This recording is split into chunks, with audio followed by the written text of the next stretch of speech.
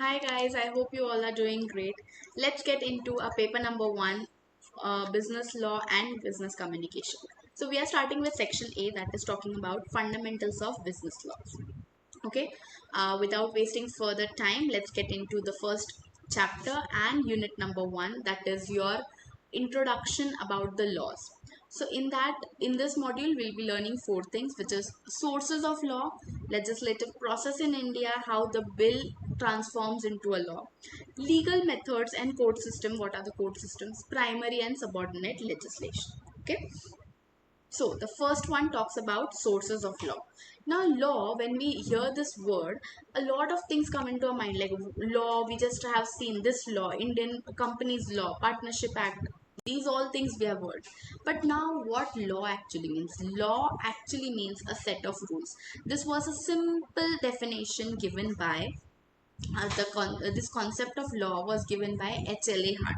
So this they can ask you in MCQ, like who gave this concept of law as a set of rules for the society. So you can easily take on HLA Hart. Okay, so in this MCQ paper we have to go with concept understanding. So we will be reading the context. This is all your modules. Okay, this is nothing new syllabus or new like same book I am following. I'm just using module, but the font size that is there and the font format that is there, that is what is changed over here. Font size and font type is changed over here. Okay, so that it is not very boring for you people and it is not monotonous, because in your book if you see that is very small in your module. So I've just increased the font size over here. Okay, we are using the module because we want to score maximum marks in these papers, and module is the best thing that you should be referring in law.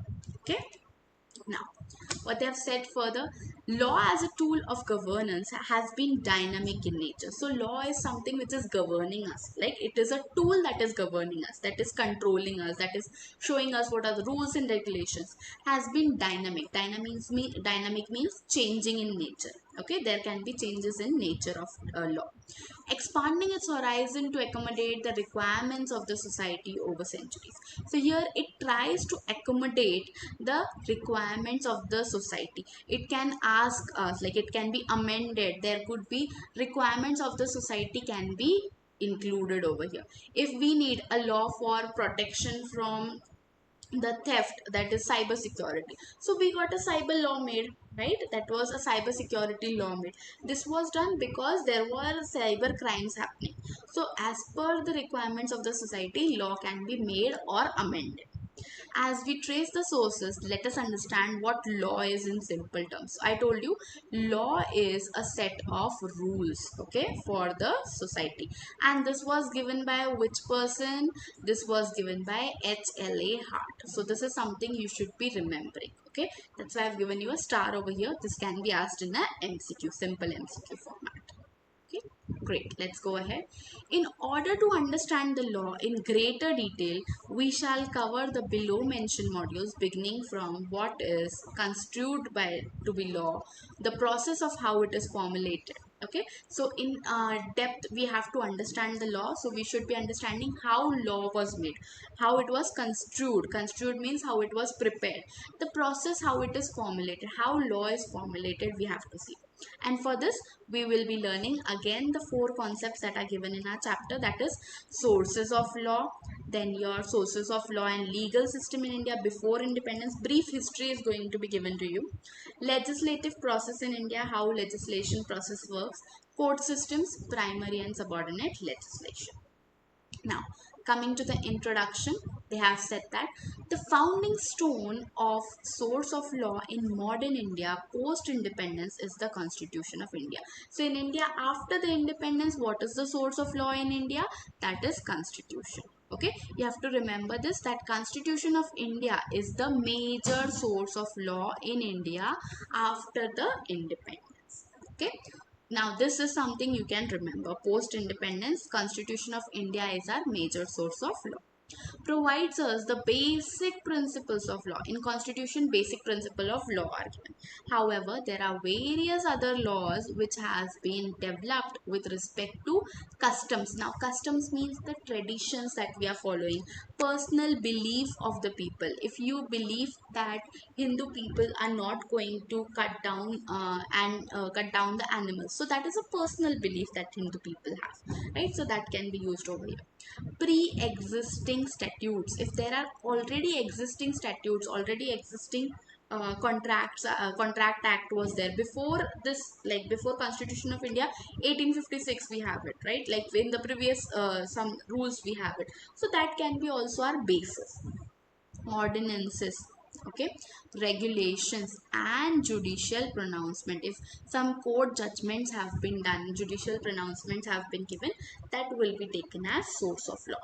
The source of law in India can be broadly classified as following. What is the classification done over here? Let's see it clearly. What they have said, all the statutes, all the laws that are there, prevailing laws that are there, will be your basis for the sources of law. Okay, all the statutes preceding and proceeding the adoption of Constitution of India 1950, before the Constitution of India 1950 and after the Constitution of India 1950. Then what we have is, we have our case laws, okay, that is judicial precedents. Like if in a particular case some verdict was passed, so that will act as my case law, right? That will be taken as basis for your judgment or the preparation of the law. Okay, then what we have is, what is ordinance. Ordinance means that order or rule by government, those who have power or authority, right? Ordinance, you can write down the meaning over here of ordinance, that is order or rule given by any powerful person or authority. So Supreme Court of India gave you a judgment, so that is a order or rule, okay, that is your ordinance. Then what we have is regulations, rules, compliances are your regulation, and other mandates that affect us. Mandates over here means other laws or other enactments that have been given that affect us, that will be empower, like that will be controlling us, that have a power to check on us, put a check on us. Okay, some mandate is given that these things are to be complied, so all these things will be sources of law. Okay, three things you need to remember, that is your clear things: all statutes preceding or proceeding the adoption of Constitution of India, case laws, ordinances, regulations, and other mandates that affect us. Okay, then what we have is statutes. Now what are statutes? Let's just see them. Now, the statutes are enacted by the parliament and state legislature. So the parliament and state legislature will be enacting the statutes. Like you might have heard that we have different laws, like GST laws is different in each state. So that is a statute. For our state, we have that statute. Like for Maharashtra, we have Maharashtra Goods and Service Tax Act. For Karnataka, we have Karnataka Goods and Service Tax Act. So it will be called as KGST for you, Karnataka, or if you go for Maharashtra, it is called as MGST. For Union Territories, it is UTGST, right? So this is how it works. Statutes that are developed by the parliament and state legislature. So parliament and state legislature, they develop the statutes according to their domain mentioned in the 7th schedule of Constitution of India. So as per 7th schedule of Constitution of India, we have different types of list that are there. In different types of lists, different powers are given.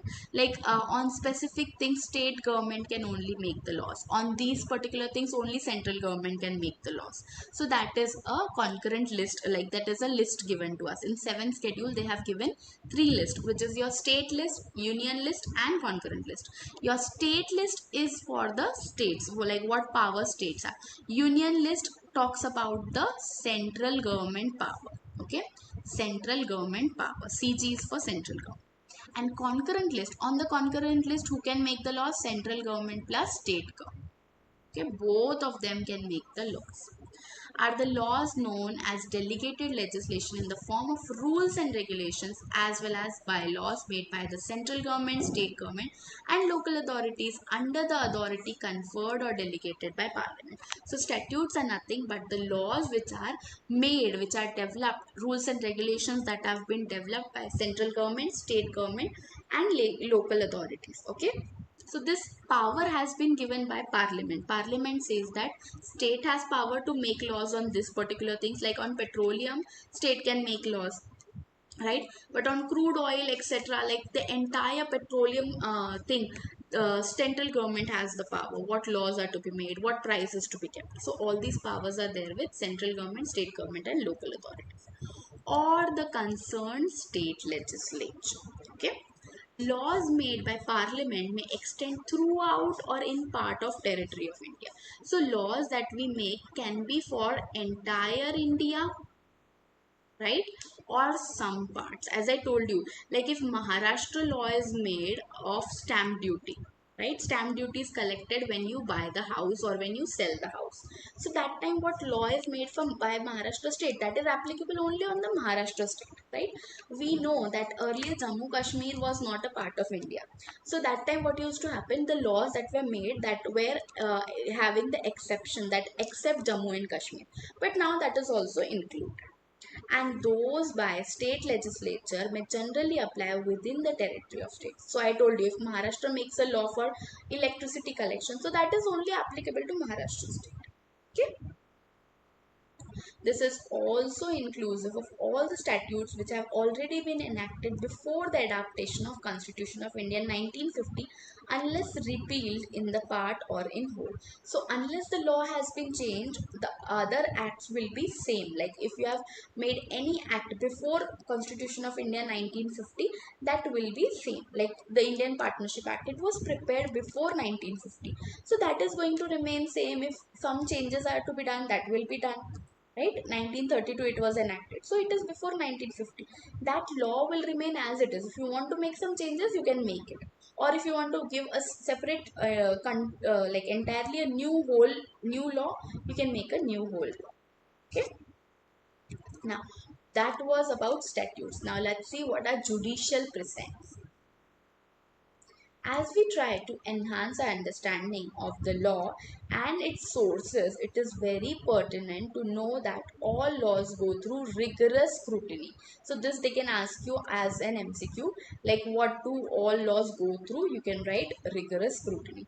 Under the public eye, once it comes into effect, once the law has been effected, so it will be under rigorous scrutiny by the public eye. Now see, bank frauds happen, right? People try to like do some practices by which they try to manipulate the books of accounts and they do not pay the taxes. You might have heard about Vijay Mallya fraud, right? So that is where he took the advantage of flaws in the law, right? Now when a law is enacted, if you are given something like this particular thing works like this, so what you try to do, what our human nature is, we try to find the negative, we try to find the flaws in that particular thing, right? First thing what we do is we try to find the flaws, like is there any scope of doing some fraud, right? We do it, like you have seen that phone pay and etc payment system is used. What people do is they paste on their sticker only over there and get the payment, or they like have a fake app also for the payment. So that is where they took the advantage. The uh, what you call it, the buzzer pops up, like it shows that okay, you have got the notification of amount being credited, but in actuality the amount is not paid only, right? That can also happen. So that is where, if a law is given to the government, if law is enacted, if law is applicable for everyone, so public's eye is there on it continuously. They try to continuously check, oh, what is wrong in it, can we do some fraud in it, can we do something like this, something like that, what is wrong in it, what advantage can we take of this law. That is where it is under rigorous scrutiny under the public eye. Okay, once it comes to effect, public is going to like try to strain it like anything. Now the concerned entities therefore challenge laws regulations before the court of law accordingly. So if the concerned entity is there, if I am a person who is running a business, right? So if I'm running a business, I will be seeing if GST Act is implied and till 40 lakhs I don't have to get the registration for goods. So what I'll do, I'll try to sell the goods up to 40 lakh. Like if in the 1 year only, I will try to do it 40 lakh. If some amount is coming at the end of the year, like on 31st March is the end of the year. So if that amount, if I take, it will become 41 lakh in this year. What I will say, okay, don't give me the bill today. Give me the bill next tomorrow. Give me bill on 1st April. So if that bill is given on 1st April, I will account for in the next year, and my sale for that particular year will only be 40 lakh. So this is how what they do is the concerned entities take the advantage of law. And if there is any challenge, if I'm not able to file the returns on time of the GST, what I will go, I'll go and complain with the GST, complain about the GST department that I'm not able to file the returns on time. I will put a mail on the GST's official website, right? So before court of law, if I have any problem, any challenge in the law or regulations is not correct, is not good for me, I will file a case against it. Okay, great. The Constitution of India 1950 therefore provides for provision under Article 141 for the same, which illustrates, okay, here W is remain, which illustrates law declared by Supreme Court to be binding on all the courts. So, Constitution of India, Article number 141. So, they can ask you this as an MCQ. Article number 141. Article number 141, what it says? Any order given by Supreme Court, right? Supreme Court, it is visible. Yeah.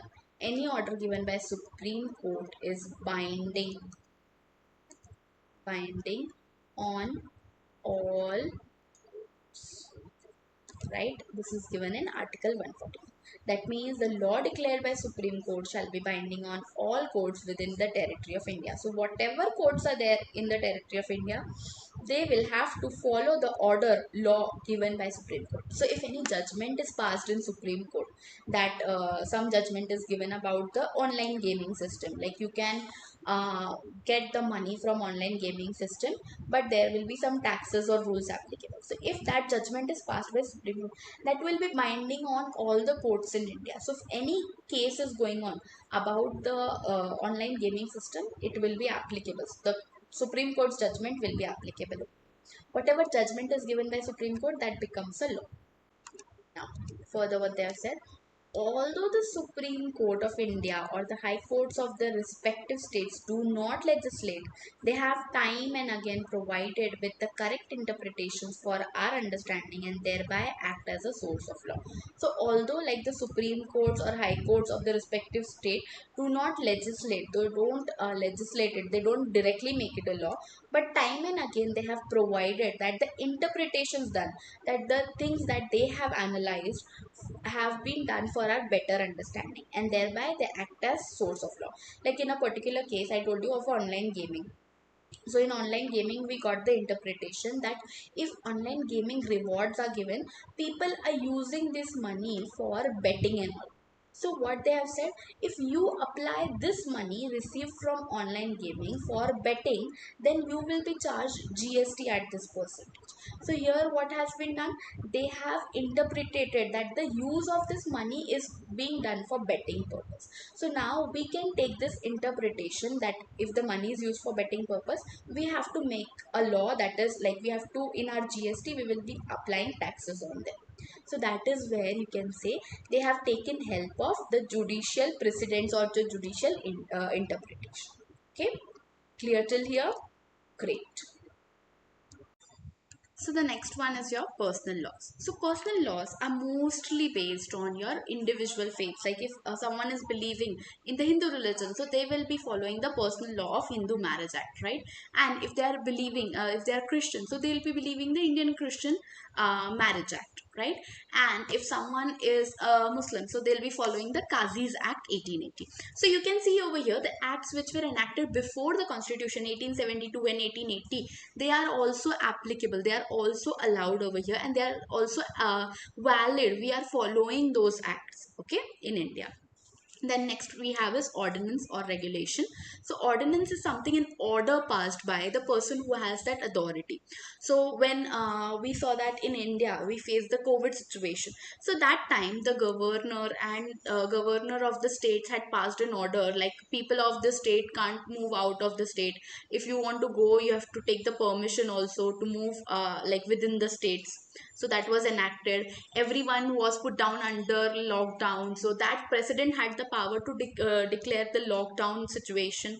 Then quarantine situations were there if people have traveled or they feel that the test was positive for COVID. So they had this ordinances were passed, rules were passed because it was necessary, it was an emergency situation. Article 13.3a of the Indian Constitution 1950 mentions law includes any ordinance, order, bylaws. Now bylaws means while you were preparing a law, that time you came to know, oh, this is also kind of a small law we should be applying on everyone. Rule that should be applicable on the things.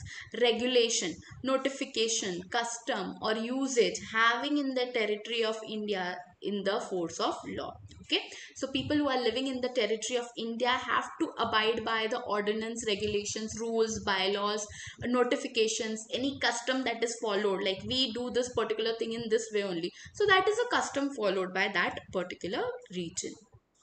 Okay.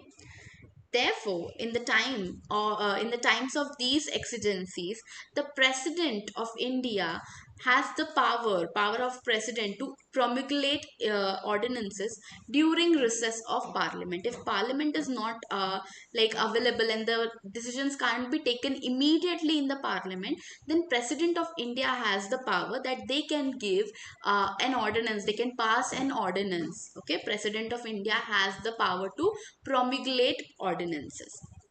Similar powers have been provided to the governor of a state. As I told you, like if from Maharashtra someone wants to go to Karnataka, so they need the permission. During the COVID process there was a permission required to be taken. That is where you can say that prominences are like they have the power of passing the ordinance. Okay, that was under Article 213 of the Indian Constitution Act 1950, in territorial limit of the concerned state. So if you want to pass any order, you can do it in your concerned state also. Like if there were some protest going on, so for 2 days riots were going on, protest was going on, so Maharashtra state was shut for 2 days, like the shops, etc., the businesses were shut down for 2 days. So that is when an order was passed by the governor of Maharashtra in the faith, in the benefit of the people of Maharashtra. Okay. The authorities, Panchayati Raj, are notified under Article 243 of the Constitution of India 1950, have the power delegated to frame the required regulations for governance as local rural administration, along with various institutions, organizations empowered to legislate rules and regulations. So the panchayat also has the power. Like in small villages, you see there are panchayats developed. So for panchayat, they also have the power to form like to pass the ordinance, to make the rules and regulations applicable for that local rural area and for their administration. Along with other organizations, they can combine and form the regulations. Like if they want, they can make the rules for electricity, right? So they can get together with the state electricity board and then they can form the regulations. Okay. For panchayat, the panchayati raj, like for the rural areas there is panchayat, for your state level areas or the district level areas there will be governor. Okay. As we delve into law and its sources in the modern times, it is pertinent to know that development of the same over centuries and what it is today and how it came to be so in brief.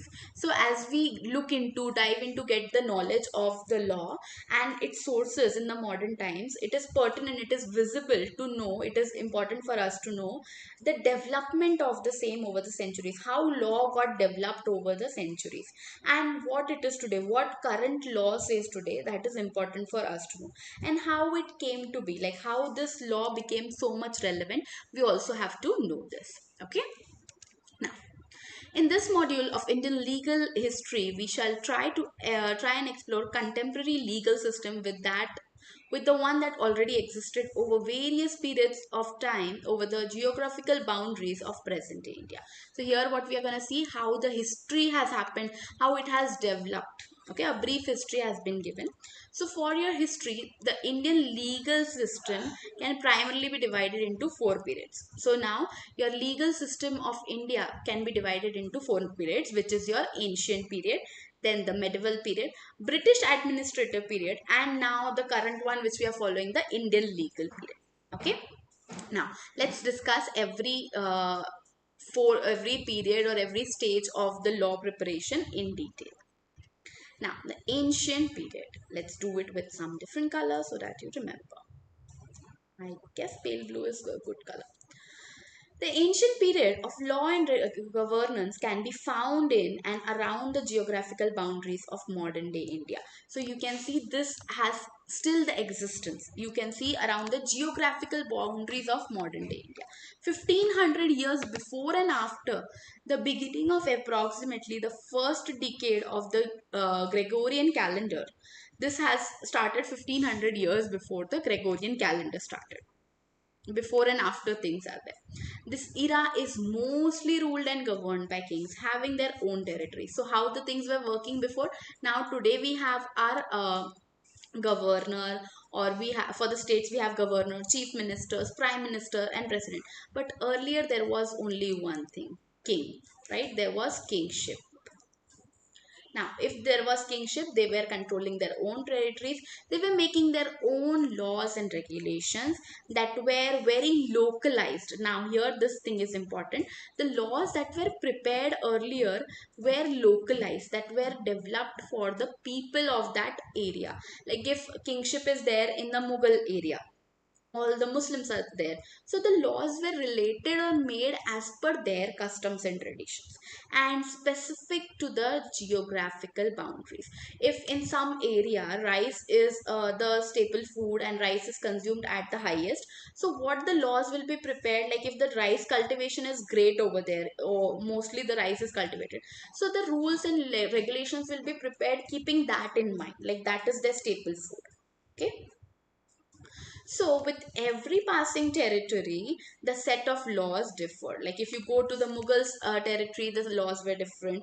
Then you go to the Shivaji dynasty, the laws were different. So, for every different dynasty, the laws were different. Okay. For the Gupta dynasty, the laws were different. You might have heard these two, three things in your history. A little recap we are taking here. Therefore, bringing the ancient period of law with reference to geographical idea of modern day India under the same umbrella is a subject matter of great deliberation in itself. So it's a wonderful thing, or like we should be wondering how that has happened, like the ancient period of laws which were changing as per the different dynasties, as per the different geographical areas. Now that when they have been combined with our modern day India, that is something like unique we need to learn about. However, there were some underlying texts that have had their universal presence. That is, Vedas, Smritis, Manusmriti being one of the most popular texts to have been in circulation. Upanishads, Arthashastra in the post-Mauryan European Empire era. So, post-Mauryan Empire era, I told you, like everyone had their own rules. Mauryas had their different rule. Mauryas, Guptas had their different rule. Then the Mughals had their different rules. So for that particular thing, what they have said is there were few things which are still available. We might have heard from our grandparents Vedas. They were following the Vedas. So Vedas, Smritis, Manusmriti is the most popular one out of the all Smritis. Upanishads you might have heard. Arthashastra, right? Arthashastra is the like these are four things which are still present today. Their text can be seen, their scripts can be seen even today. Okay, they can ask you like an MCQ question: Vedas, Smritis, Upanishads, and Arthashastra. Four things you need to remember: Vedas, Smritis, Arthashastra, and your Upanishads. Okay, did I spell something wrong? No. Upanishads. So these four things can be asked, and in Smriti they can ask you which was the most popular text to have been in circulation. That means which was more seen by the people. In circulation means it was mostly used. So which was it? Manusmriti. Right? They can ask you as an MCQ. So this is one bonus thing we can remember. Okay, great. Let's go ahead.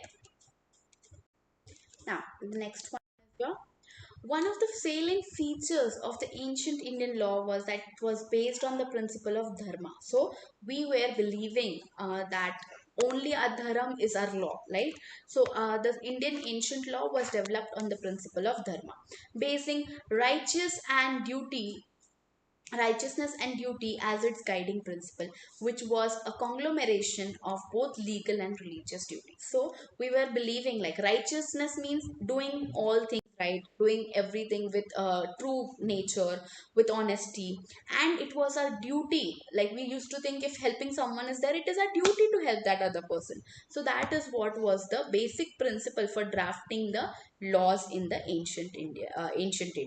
Okay, and it was a conglomeration means it was a combined thing of conglomerate means combination of both legal and religious duties. So we had some legal duties, also we had some religious duties. Okay, now the jurisdiction of each was determined by the importance of the dispute, the minor disputes being decided by the lowest court and the most important by the king. So the hierarchy was like that: we had the lowest court, and then we have the king, right? Kingship. Now the minor cases that were there will be decided by the uh, lower courts, and if the cases are of most important that people are talking about the war like situation, so that will go into kingship. If it is a land related issue, it is very small issue like of only 1 kilometer kind of thing, so it will be decided by the lowest court. Okay, the decision of each higher court superseded that of court below. Okay, so if the higher courts are giving some decision, that will be considered as the valid one. As we have in India right now, if high court gives an decision on the district court's decision, so high court's decision will be considered. If Supreme Court passes a decision instead of what high court was given, so now Supreme Court's decision will be superseded. Like a Supreme Court's decision will be superseding the other court's decision, higher court's decision. Okay, because Supreme Court now in India is the highest of all. Ancient Indian courts can be divided into 6 categories based on their rank. So earlier this was divided into 6 categories. Now on today what we have: district court, magistrate, metropolitan courts, then you have your high court, and then Supreme Court. These are only 4 types of categorization. But earlier it was based on the ranks. So first rank was the Kula, like it was taken in the ascending order I'm taking. So Nripa the king is the highest one. First is the Kula, family council or groups. Any family related issues you have to go to the Kula. Then the Shreni. The Shreni means related to trade or professional councils. The Gana, it is your village assembly. Any village disputes are going on, your road, electricity issues, etc. is there, you have to go there. Adhikrita, court appointed by the king. So king will appoint the court that these people are going to take care of some particular case where 2 villages have got a dispute. So that time Adhikrita was there. Then we have Sasita, King's Court. Like King's Court, everyone will be hearing everything. Nripa is where only the king is going to give the decision. King's Court means there will be ministers sitting. Here king is sitting, and on the right and left the ministers will be sitting, and their decision will also be considered. Okay. So that is what Sasita. You need to remember, like they can ask you in an MCQ. Okay. So this is something very much important. You have to remember the ancient Indian courts. Okay. Now, let's go ahead.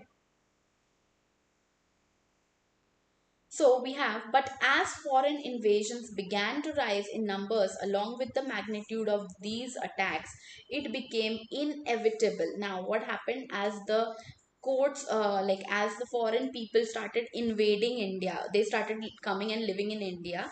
The invasions happened. Like people, they used to start interfering in our legal system, and the magnitude of these attacks, it became inevitable that the Indian subcontinent continue in the model of governance that it had for centuries. So we were already having our kingship, etc. But that came to an end and other rules were being applied. Along with it came changes to administration and subsequently to the legal system concerned. So along with foreign invasion, changes happened in our administration, legal system also changed. Only king will not give the rule now. Now the Britishers have commanded us, so they will be passing the rules, etc. Okay, these kind of things started happening in at the end of the ancient India. Then the medieval period was going to begin. Okay, I hope we are clear till here. Great, let's go ahead. The medieval period. The medieval period begins around the 12th century, majorly influenced by the foreign invasion. So when the foreign invasions began in our country, the medieval period started. And the idea of justice and laws they imported along with themselves, overlapping with other legal system under rulers of different faith.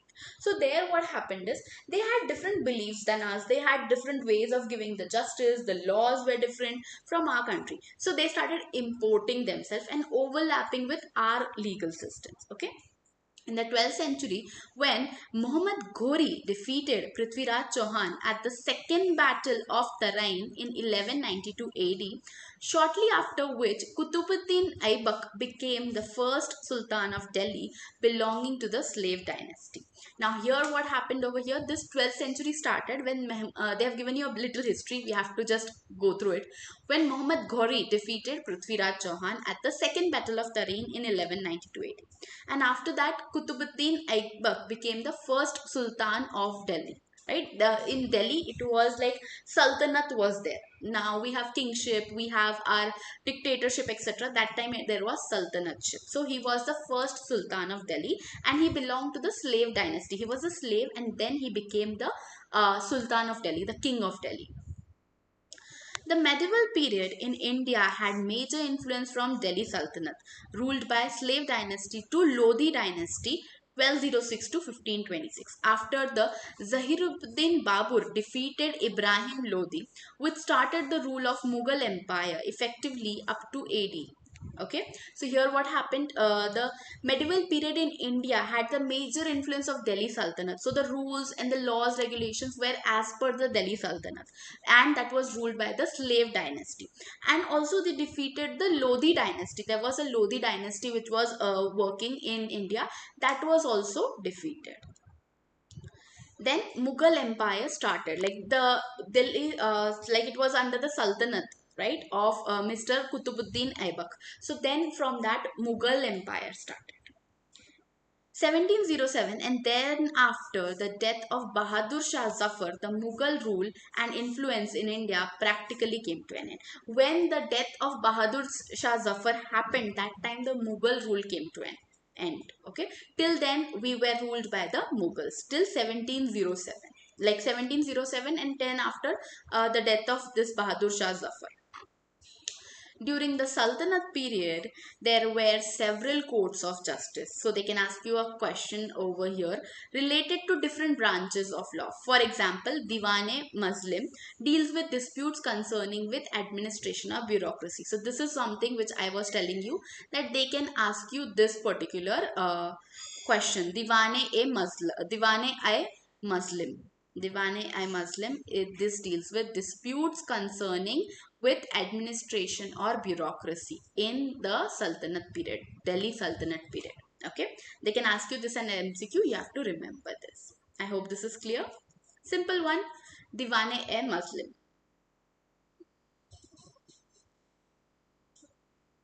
Now, let's go ahead.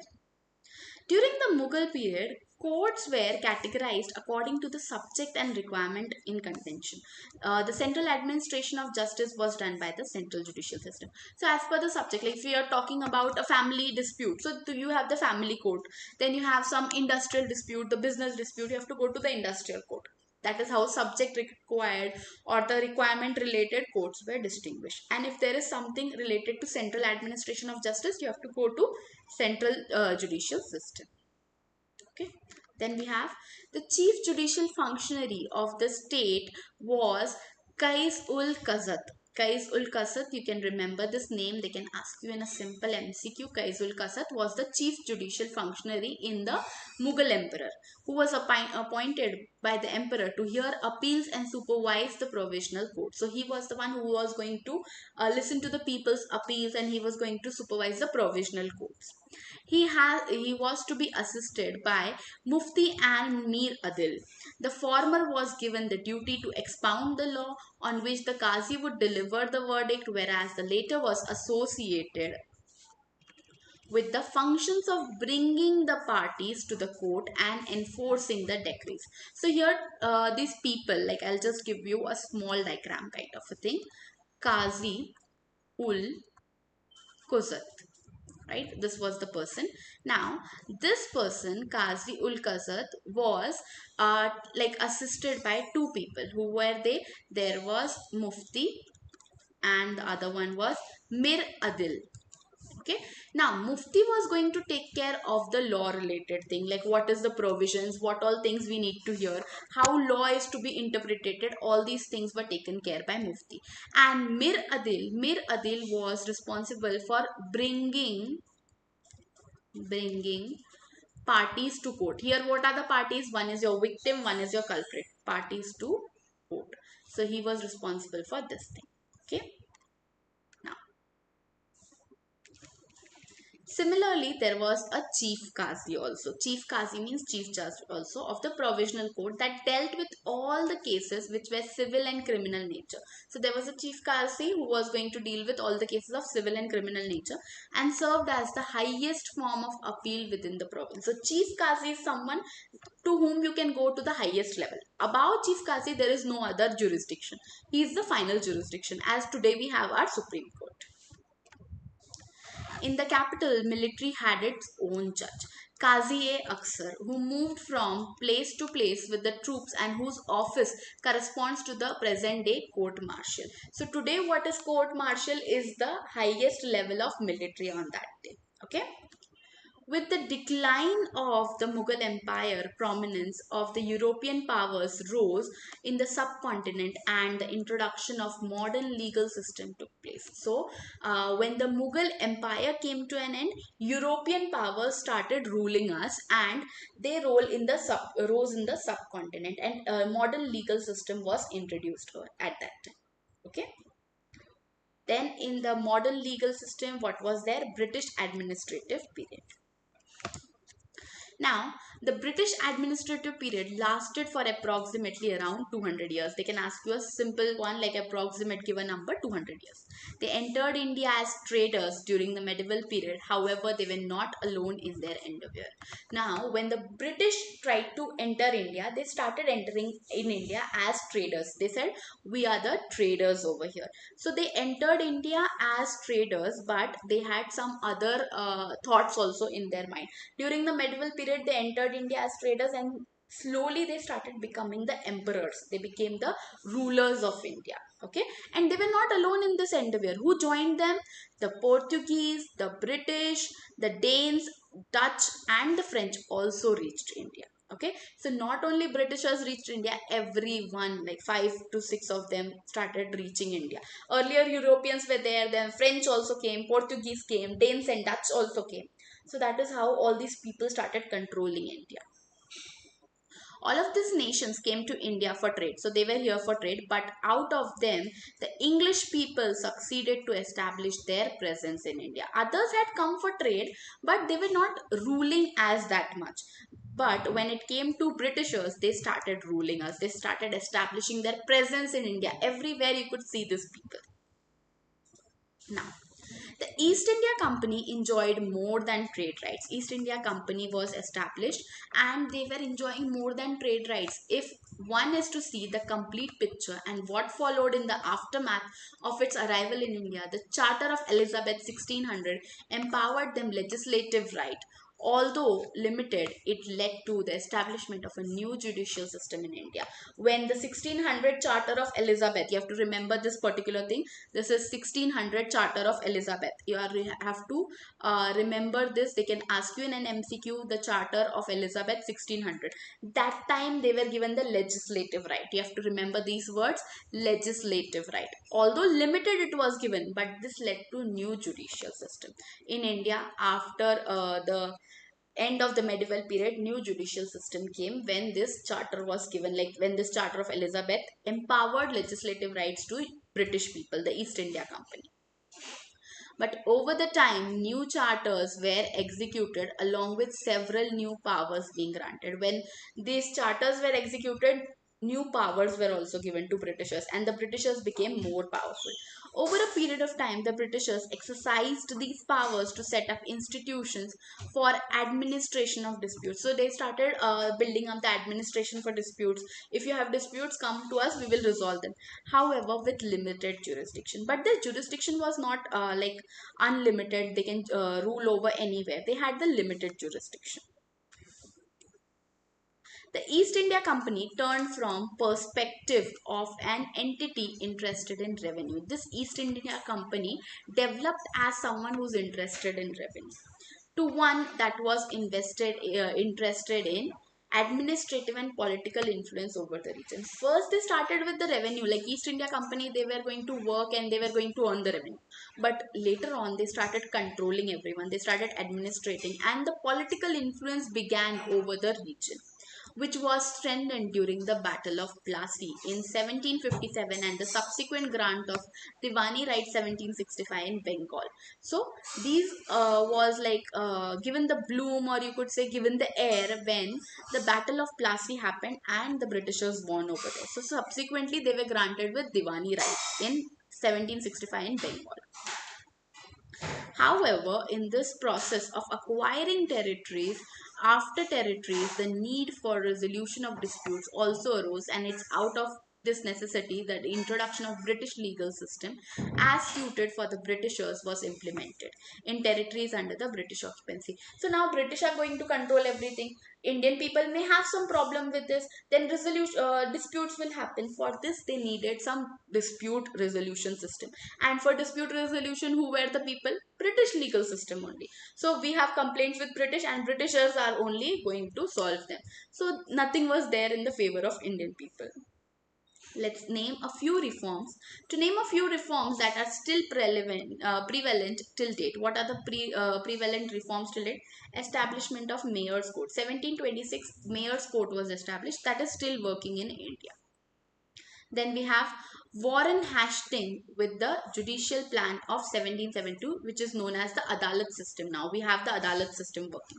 Establishment of high courts. We still have high courts. Indian High Court Act 1861 was suggested to the establishment of high courts in place of Supreme Court in three presidencies: Calcutta, Madras and Bombay. So the first three high courts were there in Calcutta, Madras and Bombay. The Government of India Act 1935, along with the introduction of Federal Court in 1937. So Government of India Act was also developed in 1937, and it led to introduction of Federal Court in the Federal Court in 1937. Federal Court, our Supreme Court is the Federal Court. Okay. Along with the above mentioned introductions, the British have introduced law as a codified subject. Law is a codified subject. Normal people can't understand law, right? We need some professionals to understand law. That's why lawyers were introduced. Now I am a lawyer. If I am teaching you, I'll be a better person to help you with it, because I know how the things are interpreted. I've learned it earlier, right? So that is why it became a codified subject, which till then in its previous era was that of an abstract idea of justice. In previous era, what was happening? If this is going wrong and this is right, so you have to choose between right and wrong, right thing. That was called as justice. But later on, as the Britishers came in, that developed as an abstract subject. You don't know what is there. You have to understand, like you have to go through it, and that became a little ambiguous for people, difficult to understand also. Okay. So that is why it became a codified subject. Codified, we know coding is there, we don't understand the coding, right? We understand the web page that is developed. So if codes are given, that is why law was considered as a codified subject, which needs more interpretation, which needs a clear outlook, which needs an understanding.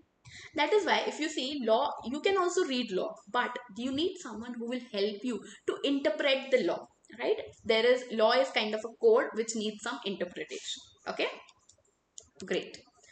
In the course of time, they have also provided us with the Indian Penal Code 1860. So the Indian Penal Code that we are following now was given by the Britishers.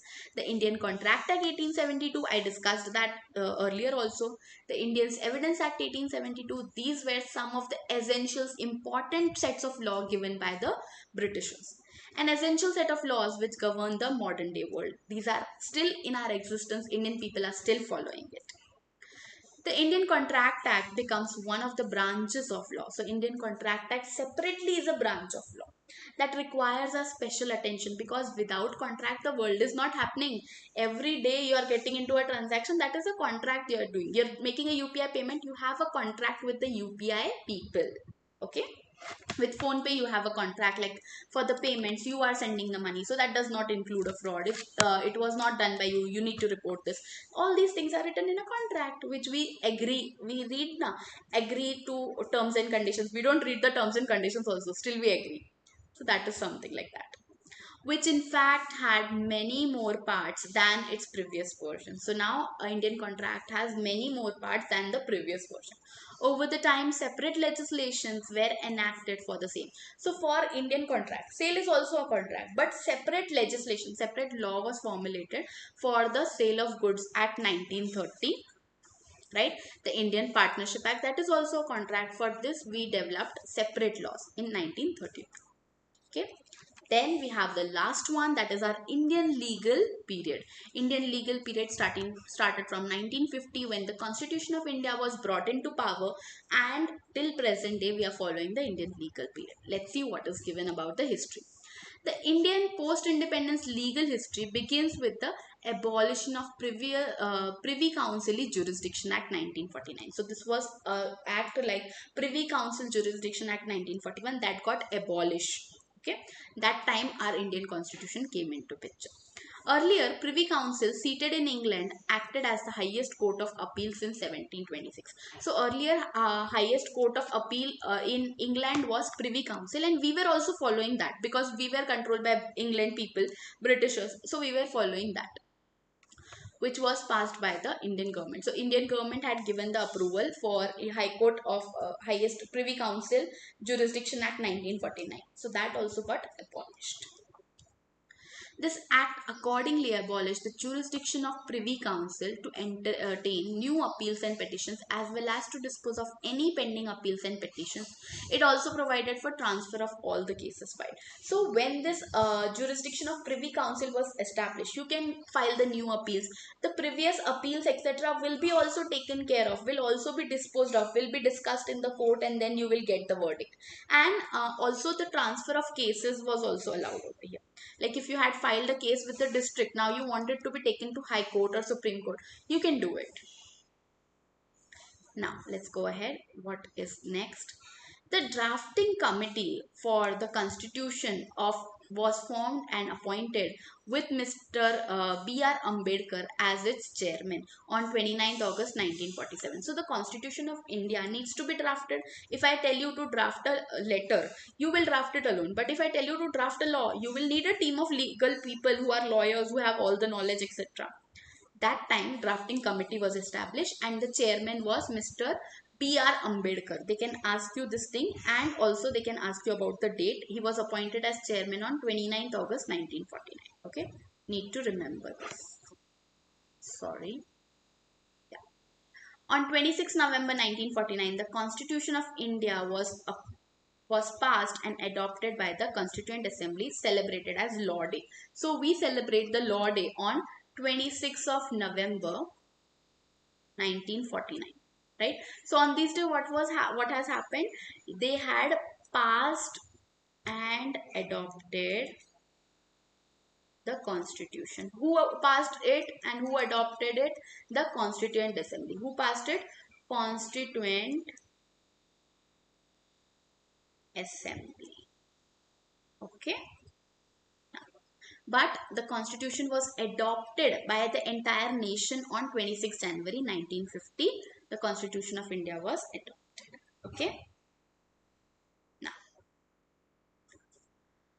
with this, India gained its autonomy in the independent judicial system. When this Constitution of India was adopted on 26th of January 1950, with that India also gained its autonomy. We were working in our own direction in independent judicial system, and the infrastructure under the Constitution of India 1950 and over the years been empowered with the same to have a sovereign entity with segregation of powers at all levels and all branches of administration. This Constitution of India gave us the power to establish the courts. Then we have the sovereign entity, all are following the federal thing, the sovereign related things, that was given the power. Segregation of powers was done at all levels. Supreme Court has this power, High Court has this power, district courts, magistrate courts, metropolitan courts have these powers. That was given, and all branches of administration was done. Now for electricity there was a different department, water they have a different department, revenue they have a different department, for expenses they have a different department. So all these branches of administration was developed.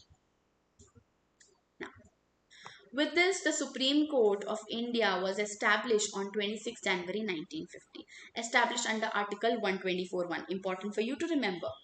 Of the Constitution of India 1950 with a strength of 8, that is 1 plus 7 judges. Currently it has a strength of 34 judges, 33 judges of the Supreme Court of India and 1 Chief Justice of India.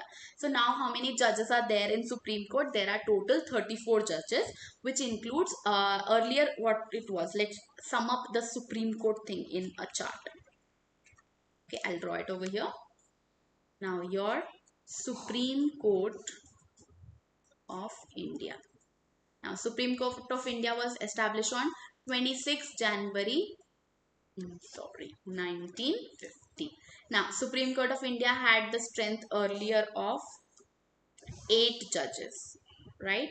8 judges means 1 Chief Justice of India, CGI, Chief Justice of India, plus 7 other judges. Okay, 7 other judges of Supreme Court. Then this was changed over the period and this became the number to 34 judges. This 34 judges includes 1 CGI plus 33 other judges of Supreme Court. Okay, clear everyone? 33 other judges of Supreme Court. I hope the unit 1 is clear. That's where we end our unit number 1. Okay. Okay, so this was about unit number 1 where we learned about introduction, the types of courts, like types of jurisdiction that was happening over the history, medieval period, the ancient India period, the British period, and the modern Indian legal system that we are following today. Ancient Indian courts names we learned, like where different types of people, like how it was divided, what was the categories done based on their rank, we learned about it. Then the authorities that were there, personal laws, what includes or what are the sources of laws we have learned, personal laws, ordinance, regulations, judicial presents, statutes are there. Okay, this laws definition we saw. This is important. Law is a set of rules for the society, and this concept of law was given by H.L.A. Hart. Okay, that's it for our unit number 1, 1.1. Let's move ahead to our next unit in the next session.